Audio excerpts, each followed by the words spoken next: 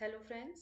Basic education में आपका स्वागत है और आज की क्लास में हम हिंदी के कुछ मोस्ट इम्पॉर्टेंट क्वेश्चंस को डिस्कस करेंगे, जिसमें हमारा पहला क्वेश्चन है उच्चारण, प्रसरण एवं श्रवण की मूलभूत स्थापना के आधार पर निर्धारित स्वन विज्ञान की शाखा नहीं है।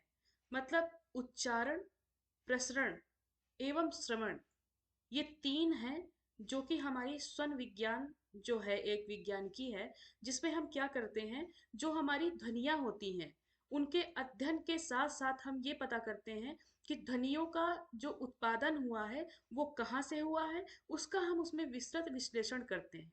तो ये हमारा स्वन विज्ञान की होता है, समझ गए होंगे, जिसमें हम ध्वनियाँ कैसे उत्पादित होती, कहाँ से होती है, उसका हम मतलब विश्लेषण के साथ पूरा अध्ययन करते हैं। तो उसी के तीन पार्ट होते हैं जिसको हम कहते हैं, एक होता है उच्चारण, दूसरा होता है प्रसरण जिसको हम संवहन भी बोलते हैं, और तीसरा होता है श्रवण। तो वही वो पूछ रहा है कि इनकी मूलभूत स्थापना के आधार पर जो स्वन विज्ञान की है उसकी कौन सी ऐसी शाखा है जो इनमें से नहीं है।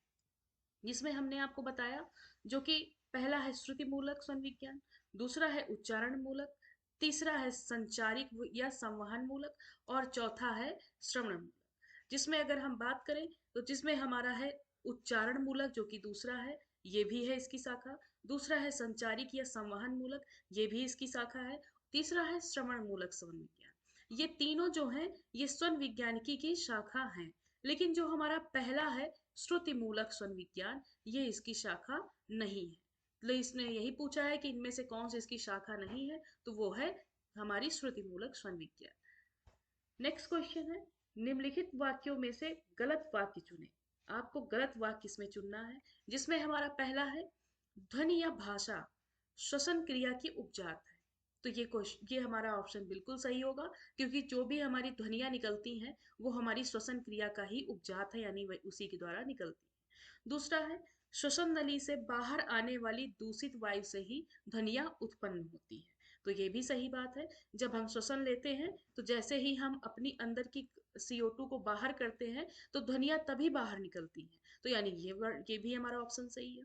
तीसरा है हमारा स्वर यंत्र ध्वनि उत्पादन का प्रमुख अवयव नहीं है, जो कि ये यहाँ पर गलत हो जाएगा। कह रहा है कि स्वर यंत्र जो ध्वनि है, तो ध्वनि उत्पाद मतलब जो हमारा स्वर यंत्र है वो ध्वनि का उत्पादन का प्रमुख अवयव नहीं है, जबकि हमारा जो स्वर यंत्र है वहीं से ध्वनियां जो है उत्पादित होती हैं। तो ये यहाँ पर गलत कह रहा है।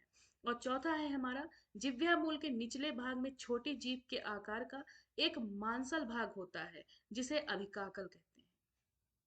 तो ये हमारा सही होगा, क्योंकि जिह्वा मूल के निचले भाग में एक छोटे जीभ के आकार के एक मांसल भाग होता है, तो वो हमारा क्या कहलाता है, अभिकाकल।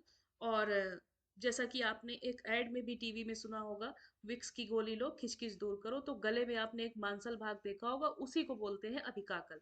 तो जिसमें हमारा ऑप्शन क्या सही होगा, उसने कहा गलत वाक्य चुनना है, तो ये हमारा होगा तीसरा, जो कि है स्वर यंत्र ध्वनि उत्पादन का प्रमुख अवयव नहीं है, बाकी वो तीन सही होंगे। नेक्स्ट क्वेश्चन है, ऊपर के दांतों के मूल से कठोर तालु के आरंभ तक का भाग क्या कहलाता है।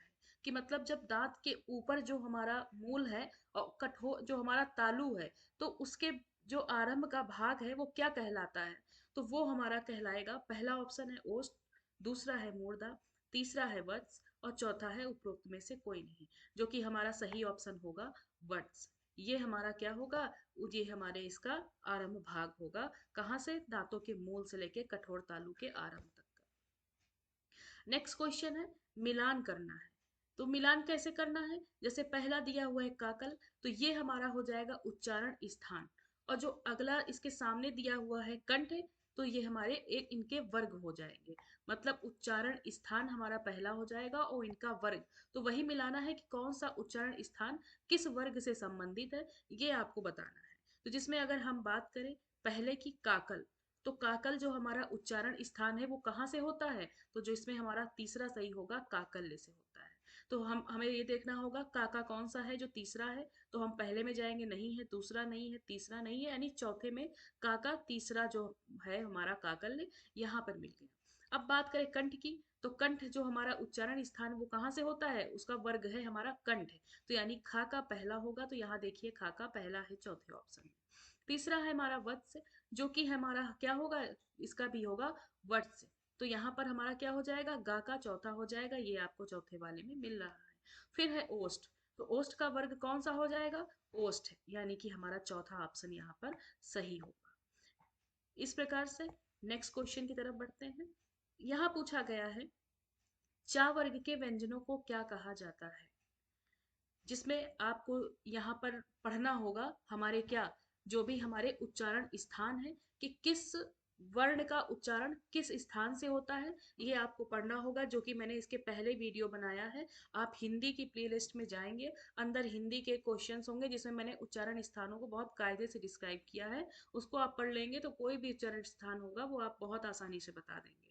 फिर भी यहाँ पर एक बार हम बोल देते हैं, जैसे हमारा काखा गागा होता है तो उसकी एक छोटी सी ट्रिक है, कचट तपय। तो अगर हम बात करेंगे तो कचट का से हो जाएगा का पूरा वर्ण का खा गा गा, चा से हो जाएगा चाचा जा जाइया, कचट ता था दाधा ना ये हो जाएगा, ता था दाधा ना ये वाला यही लाइन हो जाएगी, और पा पा फा वा, मा। ये मतलब हमारे ये हो जाएंगे हमारे इसके वर्ण कि कौन कौन सा वर्ण है जो कहाँ से उच्चारित होता है। और जो कंठ, तो पहला अगर सीरीज इसके आधार पे चलाएंगे तो कंठ, फिर तालु, फिर मूर्धा, फिर दंत, फिर ओष्ठ आता है। तो इस प्रकार अगर हम चा वर्ण की बात करें तो पहला आएगा कंठ, दूसरा है तालु, तो यहाँ पर हमारा ऑप्शन सही होगा दूसरा, जो कि है तालु। तो यहाँ पर हमारा जो चा वर्ग उच्चारण है वो तालव्य से होता है, तो ये हमारा सही ऑप्शन होगा दूसरा। बाकी आप हमारे वीडियो में जाके इसको आप पढ़ लेंगे। नेक्स्ट क्वेश्चन है, निम्नलिखित में से कौन सा आंशिक अवरोधी व्यंजन ध्वनियों का भाग नहीं है। अब पहले जानेंगे कि आंशिक अवरोधी व्यंजन कौन से होते हैं। तो जो कि हमारे टोटल होते हैं 6 प्रकार के आंशिक अवरोधी व्यंजन, जिसमें है हमारा पहला है संघर्षी, दूसरा है लुंठित, तीसरा है नासिक, और चौथा है पार्श्विक, पांचवा है उच्छिप्त, और छठा है हमारा अर्धस्वर। तो ये 6 हमारे क्या हो गए, ये हो गए आंशिक अवरोधी व्यंजन ध्वनिया। अब यहाँ पूछ क्या रहा है, इनमें से कौन सा ऐसा इसका भाग नहीं है। तो देखिए लुंठित जो कि इसमें है हमारा, दूसरा है नासिक, ये भी है हमारा इसका पार्ट, तीसरा है स्पर्शी संघर्षी जो कि यहाँ पर सिर्फ संघर्षी है ना कि स्पर्श संघर्षी, चौथा है पार्श्विक, यहाँ पर मिसप्रिंट हो गया है, पार्श्विक है ना कि पार्श्विक है, तो ये आप इससे समझ लीजिएगा। तो पार्श्विक भी हमारा ये मिल गया, तो यहाँ पर हमारा सही कौन सा होगा, जो कि है स्पर्श संघर्षी, ये हमारा इसका भाग नहीं होगा। बाकी ये 6 आप याद कर लीजिएगा। नेक्स्ट क्वेश्चन है, निम्नलिखित में से कौन से कथन द्वितीय व्यंजन के संदर्भ में पूर्ण रूप से सही है। तो द्वितीय व्यंजन के रूप में पूर्ण रूप से सही होंगे, अभी कल के हिंदी की वीडियो मैंने आपको द्वितीय व्यंजन के बारे में अच्छे से एक्सप्लेन करके बताया था। तो आइए एक बार फिर मैं आपको इस ऑप्शंस के आधार पे समझाती हूँ। तो यहाँ इसने कहा सही आपको बताना है कौन सा संदर्भ सही है, तो पहला ऑप्शन है जब दो या दो से अधिक स्वर युक्त व्यंजन मिलते हैं तब द्वितीय व्यंजन बनते हैं, जो कि हमारा गलत है। अभी आगे हम समझाएंगे क्यों गलत है। जहां नेक्स्ट ऑप्शन है जहां पर मिलने वाले व्यंजन एक ही होते हैं वहां पर द्वितीय व्यंजन का निर्माण होता है, तो ये ऑप्शन हमारा सही होगा। फिर है तीसरा उच्चारण और सज्जन, ये जो दो वर्ड हैं ये द्वितीय व्यंजन के उदाहरण हैं, जो कि हमारा सही होगा। चौथा है जहां विभिन्न स्थानों से उच्चारित होने वाली ध्वनियां मिलती हैं उन्हें द्वितीय व्यंजन कहते हैं, ये हमारा गलत होगा।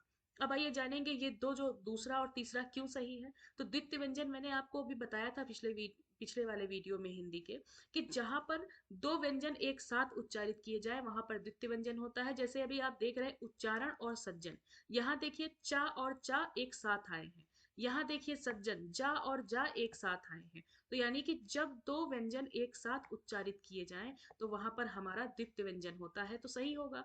फिर इस प्रकार दूसरा देखेंगे जहां पर मिलने वाले व्यंजन एक ही होते हैं वहां द्वितीय व्यंजन होता है, तो इस प्रकार हमारा दूसरा और तीसरा सही होगा। तो यहाँ पर ऑप्शन कौन सा सही होगा, वो होगा तीसरा, जो कि हमारा राइट ऑप्शन होगा।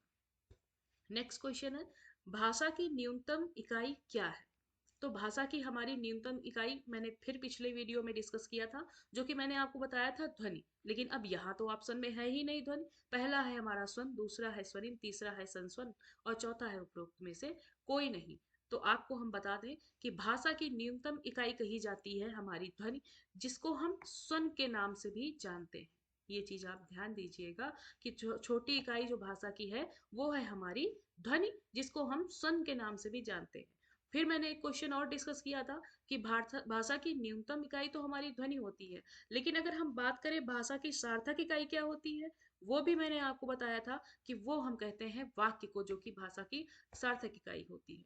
नेक्स्ट क्वेश्चन है, निम्नलिखित कथनों में से कौन सा कथन गलत है। ये भी ध्यान दीजिएगा, एग्जाम्स में ये चीज जरूर, गलत के चक्कर में हम सही वाला ऑप्शन टिक कर जाते हैं। तो ये चीज ध्यान रखेंगे, यहाँ पर गलत पूछ रहा है, यानी हम देखेंगे कौन कौन सा सही है तो हमें गलत मिल जाएगा। तो पहला है, स्वनिम वर्णमाला को घोषित नहीं करता। दूसरा है, उच्चारण स्थान और प्रयत्न की समानता के आधार पर स्वनिमों का निर्धारण किया जाता है, जो कि सही है कि बिल्कुल स्वनिम का मतलब फोनिक होता है, आपने इंग्लिश में पढ़ा होगा, ध्वनियां होती हैं जिनको बोलते हैं। तो उच्चारण स्थान और प्रयत्न की समानता के आधार पर ध्वनियों का स्वनिम का निर्धारण किया जाता है, ये तो आप जानते ही हैं। तीसरा है, हिंदी वर्णमाला में 11 स्वर स्वनिम और 33 व्यंजन स्वनिम होते हैं, ये भी आपने पढ़ा है कि 11 स्वर और 33 व्यंजन होते हैं, जिनको ध्वनिया के नाम से जानते हैं, तो ये भी सही होगा। तीसरा है, एक ही ध्वनि के एकाधिक उच्चारण में जो भिन्नता या अंतर होता है उसे संस्वन कहते हैं, तो ये भी हमारा सही है। इस प्रकार अगर हम गलत की बात करें तो वो होगा हमारा पहला, जो कि है स्वनिम वर्णमाला को दोषित नहीं करता, जबकि वो करता है, तो ये चीज आपको ध्यान रखना होगा। नेक्स्ट क्वेश्चन है, ध्वनियों के दो प्रसिद्ध रूप कौन से हैं, जिसमें हमारा पहला ऑप्शन है स्वर, दूसरा है व्यंजन, तीसरा है उपरोक्त दोनों, चौथा है उपरोक्त में से कोई नहीं। तो यहाँ हमारा दोनों ऑप्शन सही होगा, जो कि है स्वर और व्यंजन, यानी कि हमारा तीसरा ऑप्शन सही होगा, उपरोक्त दोनों। ये हमारे ध्वनियों के दो प्रसिद्ध रूप है। फिर से मैं आपको इसके लिए पूछूंगी, आपको इसका कमेंट में हमें सही आंसर देना होगा कि स्वर की संख्या कितनी है और व्यंजन की संख्या कितनी होती है। नेक्स्ट क्वेश्चन है, उच्चारण स्थान का पीछे से आगे की ओर क्या क्रम है। तो जिसमें हमारा पहला है कंठ तालव्य विमूर्धन ओष्ठ दंत, दूसरा है कंठ तालव्य दंत मूर्धन्य ओष्ठ, तीसरा है कंठ मूर्धन्य तालव्य दंत ओष्ठ, चौथा है कंठ तालव्य मूर्धन दंत और ओष्ठ। जिसमें अगर हम बात करें जो हमारा एक उच्चारण स्थान पीछे से आगे की ओर चलता है, तो सबसे पहले हमारा आता है कंठ। ध्यान दीजिएगा, सबसे पहले हमारा पीछे से आता है कंठ, फिर आता है तालु, फिर आता है मूर्धन, फिर आता है उसके बाद दंत, और फिर आता है हमारा ओष्ठ। तो आप ध्यान देंगे, ओष्ठ हमारा पीछे से आगे है, यानी सबसे पीछे हमारा कंठ आया, कंठ से आप आगे बढ़ते जाइए, फिर तालु की बात करेंगे, फिर मुंह की बात करेंगे मूर्धन, फिर दंत मतलब दांत आया, फिर हम ओस्ट की बात करेंगे। तो यहाँ पर हमारा ऑप्शन कौन सा सही होगा, चौथा। नेक्स्ट क्वेश्चन है, वर्ण ई और बड़ी ई यानी छोटी ई और बड़ी ई का उच्चारण स्थान कौन सा है। तो जिसमें हमारा पहला ऑप्शन है कंठ, दूसरा है तालु, तीसरा है मूर्धा और चौथा है वत्स। जिसमें अगर हमारा सही ऑप्शन की बात करें तो वो है दूसरा, जो कि है तालु। तो यानी कि यहाँ पर जो हमारा छोटी ई बड़ी ई का उच्चारण स्थान है वो है तालु।